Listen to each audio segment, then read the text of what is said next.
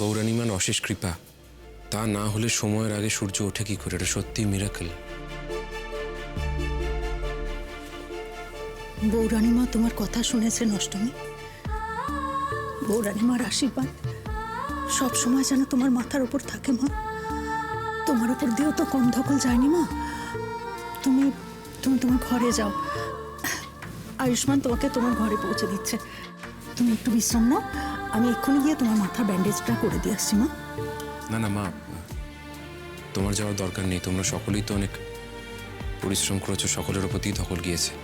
তুমি তো বললে আমি ওনাকে ঘরে পৌঁছে দিচ্ছি, আমি ব্যান্ডেজটা করে দেবো।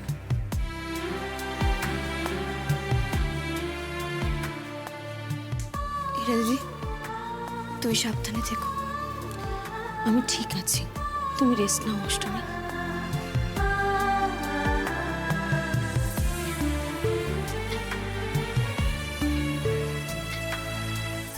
আসুন।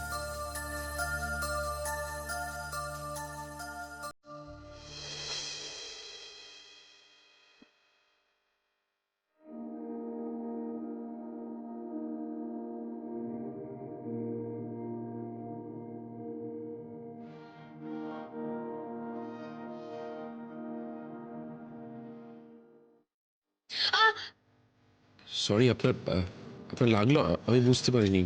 এক মিনিট দাঁড়ান। না না, ঠিক আছে।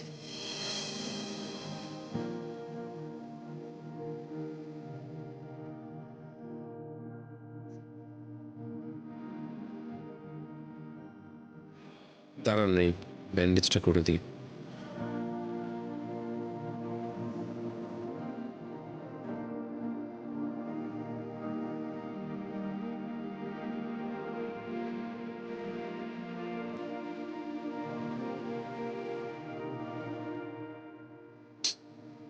আচ্ছা, আপনি তো অস্থির কেন বলুন তো?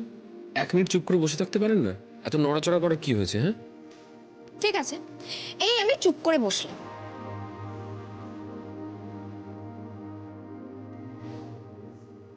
আপনাকে একটা কথা বলার ছিল। বলে ফেলুন। এ আবার কি? আচ্ছা, আপনাকে চুপ করে থাকতে বলেছি মানে তো রোবটের মতো কথা বলতে বলিনি, তাই না? আরে বাবা, আমি নড়াচড়া না করে কথা বলতে পারি না তো। আচ্ছা ঠিক আছে, ঠিক আছে, আপনি নড়াচড়া করুন, তবে একটু আস্তে। হ্যাঁ, ঠিক আছে। আচ্ছা শুনুন না, আপনি আমাকে কি একটা বলবেন বলছিলেন না, বলে ফেলেন। ও হ্যাঁ, মানে লোকে জানুক বা না জানুক, আমি তো জানি যে আপনি আমার বোনের জন্য, ইরার জন্য কতটা করেছেন।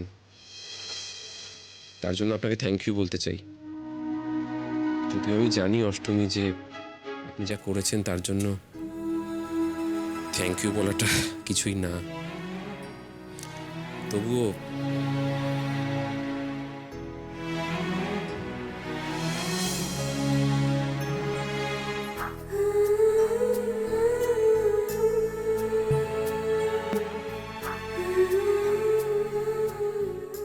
আপনি মানুষটা যতই গম্ভীর থাকুন, আপনার মনটা যে নরম সেটা আমি খুব ভালো করে জানি আয়ুষ্মান বাবু। আপনি আমার প্রাণ বাঁচিয়েছিলেন। আপনার জীবন বাঁচিয়ে আমি সেই ঋণ শোধ করতে পেরেছি। তবে দেখুন, আবার আপনার কাছে ঋণী হয়ে গেলাম। তাহলে সেই ঋণ শোধ করতে গেলে তো আমাকে আবার বিপদে পড়তে হবে, তাই না? সে আপনি পড়তেই পারেন, বিপদে পড়া তো আপনার কাছে জল ভাত। আপনি ডাকলেই বিপদ চলে আসবে। তবে দয়া করে এখন একটু শান্ত থাকুন, এত নড়াচড়া করবেন না। সবেমাত্র ব্যান্ডেজটা বেঁধেছি। আসুন, জল টল দেওয়ার সময় না, মুখে হাতে জল দেওয়ার সময় কিন্তু সাবধানে দেবেন, কাটার জায়গায় যেন না লাগে। আর দয়া করে এখানটায় হাত দেবেন না, তাহলে কিন্তু ব্যথা করবে, ঠিক আছে? হ্যাঁ, আমি না ছোট বাচ্চা নই। হ্যাঁ, আমিও জানি যে ব্যথার জায়গায় হাত দিলে ব্যথা হয়। কি করছেন আপনি?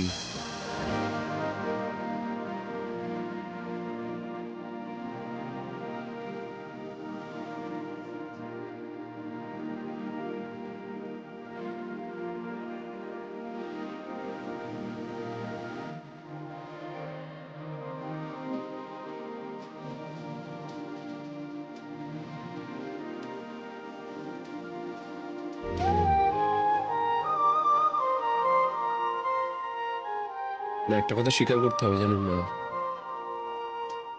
আপনার কিন্তু ভক্তির জোর আছে। কিরকম সময়ের আগে সূর্য উঠে গেল, বিশ্বাসই করতে পারছি না, সত্যি মিরাকেল। আপনারা এমন করে বলছেন যেন মনে হচ্ছে শুধু আমার ডাকেই বৌরানীমা সাড়া দিয়েছে। আপনারা সবাই, মানে আপনি, বড় মা, মাধবী দিদি, কাকিমা, আপনারা সবাই মিলে ডেকেছেন বলেই তো বৌরানী সাড়া দিয়েছেন। আচ্ছা বাবা, মেনে নিলাম, আপনার সাথে কথা আমি পারবো না। হ্যাঁ, তো পারবেন না যখন, তখন আমার কথাটাই মেনে নিন। দেখলেন তো আমাদের সবার ডাকে বৌরানীমা কেমন সাড়া দিলেন, আমাদের ইচ্ছে শক্তির জোরে। ওটাই আমাদের আত্মশক্তি। নিজের চোখেই তো দেখলেন, ইচ্ছে শক্তির ওপর বিশ্বাস রাখলে সূর্যও টলে যায়।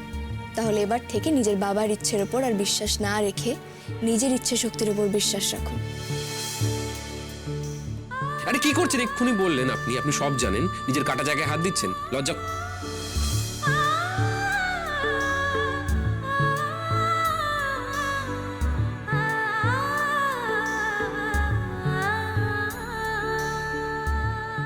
বাহ, ভালোই তবে সেবা চলছে। দাদা, যাই বলিস না কেন, তুই কিন্তু বেশ ভালো নার্স হতে পারবি। মানে ব্যান্ডেজটা খুব সুন্দর হয়েছে। তুই তো খুব ভালো করে জানিস ওর মাথাটা কেটে গেছে, সেই জন্যই। আর সেই জন্যই তুই ওর এত খেয়াল রাখছিলিস, তাই তো? তুই আমাকে একটা কথা বল, তুই যে ওর এত খেয়াল রাখছিস, এত সেবা টেবা করছিস, তো সেটাও কি বাবার ভাবমূর্তির কথা ভেবে, তাই তো? দুর্জয়, আমি শিওর যে তুই আমায় কোনো কথা বলতে এখানে এসেছিস। কি বলবি বল। আমি না, এবার যা বলার বাবা বলবেন। বাবা? বাবা আবার কি বলবেন? সর্বনাশ, উনি কি তাহলে জেনে গেছেন আয়ুষ্মান বাবুই আমাদেরকে বাঁচিয়েছিলেন? তাহলে তো আয়ুষ্মান কোথায়?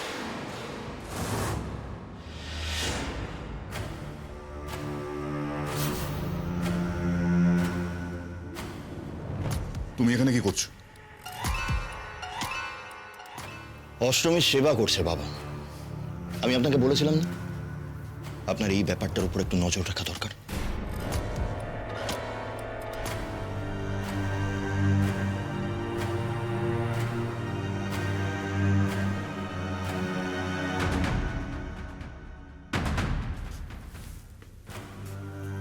যেই মেয়ে প্রতি পদে পদে আমাকে হেনস্থা করছে, তার সাথে তোমার এত সখ্যতা কিসের? তার মানে তুমি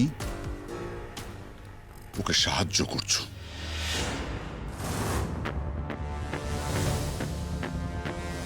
চুপ করে থেকো না আয়ুষ্মান, সত্যি করে বলো যে আমার আদেশ অমান্য করে তুমি দরজা খুলে দিয়েছিল ওই মেয়েটাকে।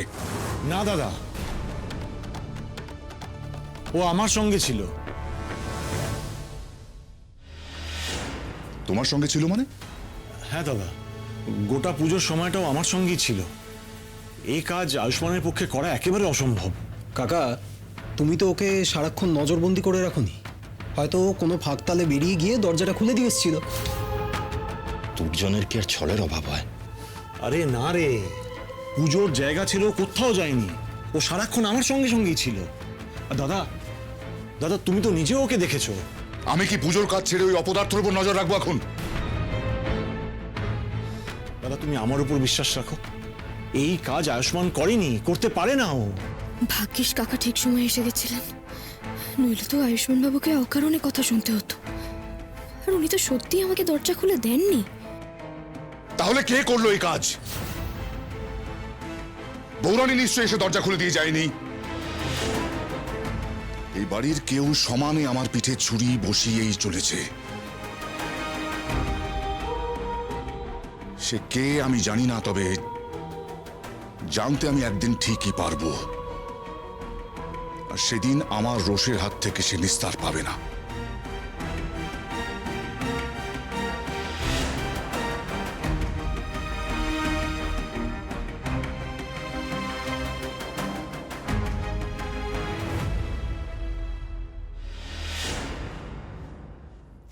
আজ আপনাদের ঠাকুরের বড় হার হয়েছে। আসল ঠাকুর আপনাদের পুরুষোত্তম ঠাকুরকে জিততে দেন। স্বার্থপরের স্বার্থকে চরিতার্থ হতে দেননি বৌরানীমা। আস্তে আস্তে আস্তে আস্তে অষ্টমী, আস্তে। তুমি এখনো দাদাকে পুরোপুরি চিনে উঠতে পারোনি, তাই এরকম হেসে হেসে কথা বলছো। তুমি যেটাকে দাদার হার বলে ধরে নিচ্ছ না, সেটাই আসলে তোমার উপর প্রতিশোধ নেওয়ার দাদার কাছে একটা কারণ হয়ে উঠে দাঁড়িয়েছে। আর এর প্রত্যাখ্যাতে দাদা যে তোমার উপর কি করতে পারে তুমি সেটা ভাবতেও পারছো না অষ্টমী। সাবধানে দেখো।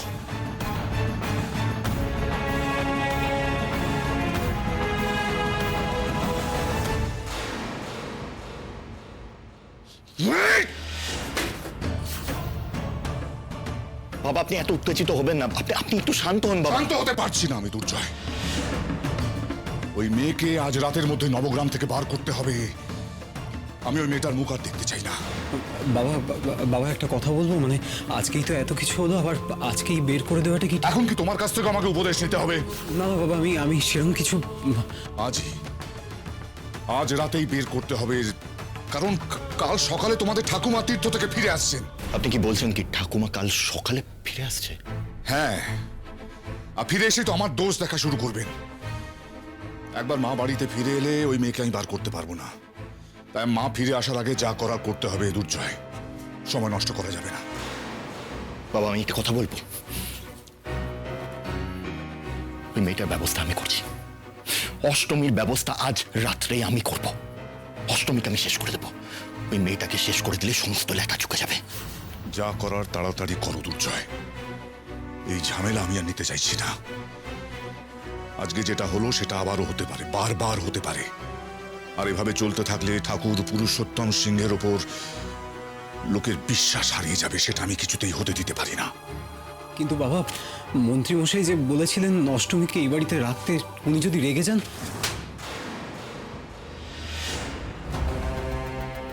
অপদার্থ একটা। কি মনে হয় তোমার মন্ত্রীকে আমি ভয় পাই? কারুর রাগের তোয়াক্কা করে নাই পুরুষোত্তম সিংহ, কারুর না। আপনি এত উত্তেজিত হবেন না বাবা, আপনি দয়া করে এত উত্তেজিত হবেন না। অষ্টমীর ব্যবস্থা যা করার আমি করব। সত্যি একটা ভুল কথা বলে ফেলেছি, ওর কোনো দোষ নেই এখানে। আসছি আমি, অষ্টমীকে শেষ করে তবেই ফিরব। রক্তিম চল চল। ওই একরত্তি মেয়ের কাছে আমি বারবার হারতে পারবো না, পারবো না।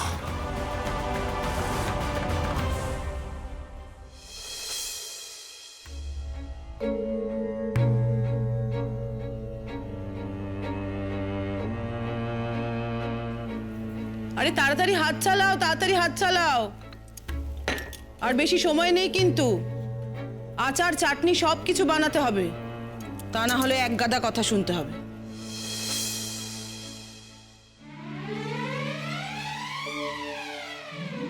ও মা, কত আম গো! এত আম দিয়ে কি হবে?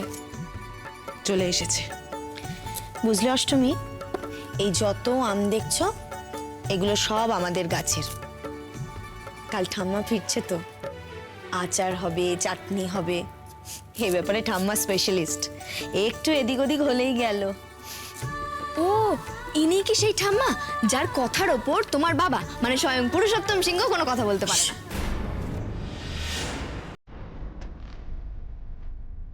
তুমি না সত্যি এসব কথা তো একটু আস্তে বলতে হয়। আরে আস্তেই তো বললাম। আরে সবার সামনে বলবেই না, আলাদা করে বলবে। এক মিনিট, তুমি ঠাম্মার কথা জানলে কি করে? আরে তোমার দাদাই তো আমাকে বলেছে। শোনো না, এতগুলো আম আছে, একটা খাই বলো, কিছু হবে না। এই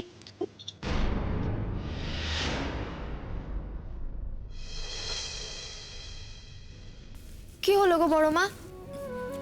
তুমি এখন কাঁচা আম খেতে পারবে না অষ্টমী।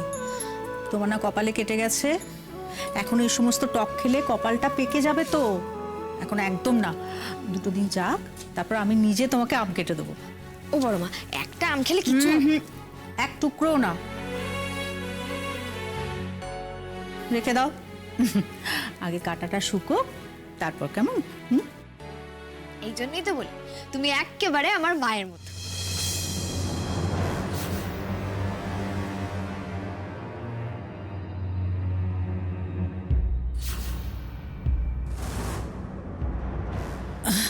ঠিক আছে, ঠিক আছে।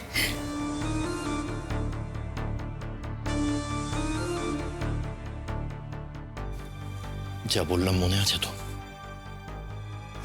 শুধুমাত্র অষ্টমীর রাতের খাবারের মধ্যে এই ওষুধটা মিশিয়ে দেবে। পারবে তো? এত সহজ কাজ করতে পারবো না। পারবো। ওষুধটা মিশিয়ে দিলে মাত্র 1-1.5 ঘন্টার মধ্যে অষ্টমী ঘুমে তলিয়ে যাবে। তারপর রাত যত বাড়বে, বাড়ির সবাই ঘুমিয়ে পড়লে তারপর আমি আর দাদার ব্যবস্থা করব।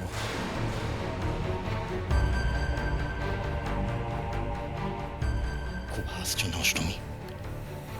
হেসে নাও, যত ইচ্ছে হেসে নাও। শুধু আজকে রাত্রের ব্যাপার, তারপরে অষ্টমীর নাম চিরকালের মতো মুছে যাবে, কেউ কিচ্ছু টের পাবে না।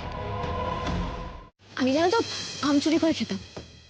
সত্যি তুমি আম চুরি করতে? হ্যাঁ, আরে আমি তো আম চুরি করে একদম এক্সপার্ট ছিলাম। প্রথমে চুরি করতাম, তারপর ওটার মধ্যে কাসুন্দি, নুন, চিনি, তেল দিয়ে মাখা। আহা! এই যে বলি, এবার কি এই কাজটার জন্য আমাকেও হাত লাগাতে হবে নাকি? বাইরে কাঁড়ি কাঁড়ি আম পড়ে আছে, যাও গিয়ে নিয়ে এসো।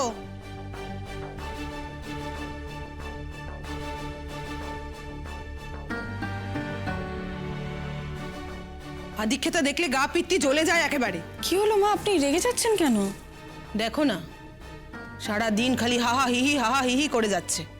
এখন তো একটু কাজ করো অন্তত। সারা দিন গায়ে হাওয়া লাগিয়ে ঘুরে বেড়াচ্ছে। কি হলো মাধবী, কথাটা কানে গেল না? শুনতে পেলে না?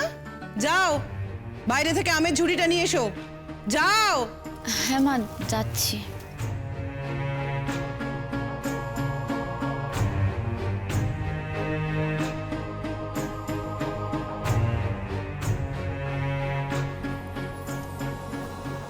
হাত চালাও, তাড়াতাড়ি হাত চালাও।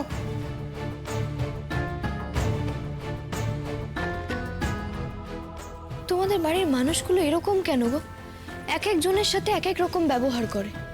আচ্ছা একটা কথা বলো, এখানে তো ঋতুপর্ণা দিদিও ছিল, কই ছোট মা তো ওকে কোনো কাজ দিল না। সব সময় শুধু মাধবীদির সঙ্গে, তোমার সঙ্গে আর বড় মার সঙ্গে এরকম খারাপ ব্যবহার কেন করে? আর তোমরাই বা কেন এটাকে মুখ বুঝে মেনে নাও বলো তো? একটা কিছু বলতে পারো না? তোমাকে বলেছিলাম না, এ বাড়ির সমস্ত সম্পর্ক, ভালো ব্যবহার, খারাপ ব্যবহার সবকিছুই একটা মানুষের স্বার্থের উপর নির্ভর করে।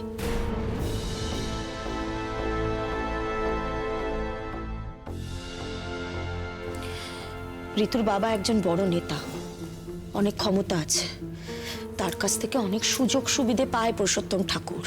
তাহলে ঋতুকে তো একটু তোয়াজ করে চলতেই হবে। আর মাধবী দিদি? ওর জন্য আমারও খুব কষ্ট হয় জানো, এটা বড়ই অভাগা।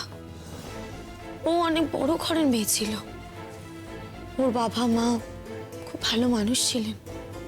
ওর বাবা এই এলাকার সমস্ত চাল কল, কোল্ড স্টোরেজের মালিক ছিলেন। ছিলেন বলছো কেন গো? এখন তারা কোথায়? মাধবীর বিয়ের পরপরই ওর বাবা মা একসঙ্গে মারা যায়। ও বড় একা হয়ে গেছে, ওর হয়ে বলার তো আর কেউ রইল না। আর বরের কথা তো ছেড়েই দাও, যখন তখন মাধবীর সাথে যাচ্ছে তাই ব্যবহার করার এই যে সাহসটা, সেটা তো পুরুষোত্তম সিংহের নির্দেশেই পাচ্ছে ও। হীরা, চুপ কর। তুই জানিস না এখন বাড়ির কি পরিস্থিতি? কেন এসব কথা বলছিস? হ্যাঁ অষ্টমী, মা বোধহয় একদম ঠিক কথাই বলছে। এই বাড়ির পরিস্থিতি এখন একেবারেই ঠিক নেই। দেখেছো অষ্টমী, ঝড় ওঠার আগে চারিদিকটা কেমন গুমোট হয়ে থাকে, এই বাড়ির পরিবেশটাও এখন ঠিক তেমনই হয়ে রয়েছে। আমার মনে বলছে খুব বড় একটা ঝড় আসতে চলেছে। ওই মানুষটার অনেক বড় স্বার্থে আঘাত দিয়েছো তুমি, এত সহজে তো তোমাকে ছেড়ে দেবে না। তোমাকে একটু সাবধানে থাকতে হবে অষ্টমী, প্লিজ তুমি একটু সাবধানে থেকো।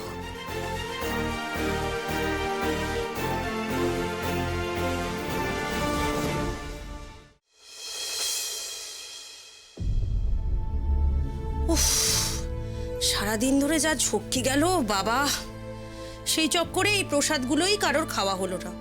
আচ্ছা, সবার তো খাওয়া দাওয়া হয়ে গেল, পায়েসের কথা বোধহয় কারোর মনেই নেই। আর কি, আমি যাই, গিয়ে পায়েসগুলো সবার ঘরে ঘরে দিয়ে আসি। সন্ধ্যাটা আবার এখানে এখন কি করছে?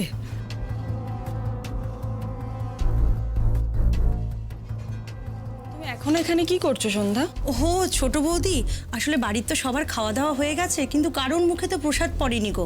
এই পায়েসটা ছিল তাই দিয়ে আসছি। দরকার নেই। প্রসাদ দেবো না? আমি দেব। কাল রাত থেকে তোমাদের কত খাটাখাটনি হয়েছে বলো, কত পরিশ্রম করেছো তোমরা। তুমি ঘরে যাও না, ঘরে গিয়ে রেস্ট নাও, আমি সব করে দেবো। যাও। ছোট বৌদি তুমি? হ্যাঁ আমি দেব। যাও বিশ্রাম নাও, একটু যাও। ঠিক আছে, আমি এখানে সব বেড়ে দিয়েছি, তুমি দিয়ে দিও। হ্যাঁ হ্যাঁ।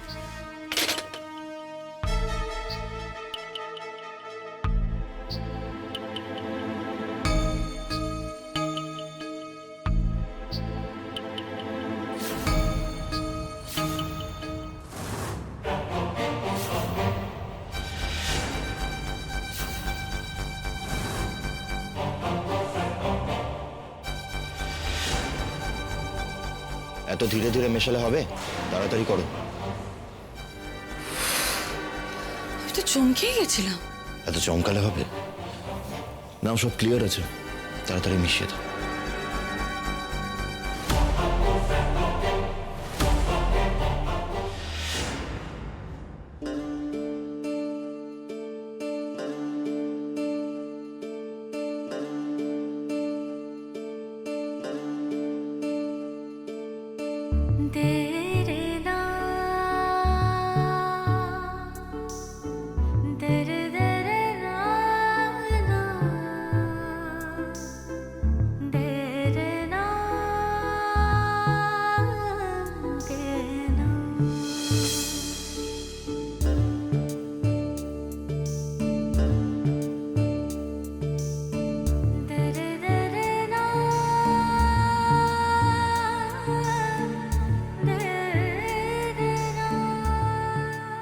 মাঝে মাঝে হাসলে মানুষটাকে সত্যিই খুব ভালো লাগে, না হলে তো মুখটাকে সারাক্ষণ গম্ভীর করে রাখেন।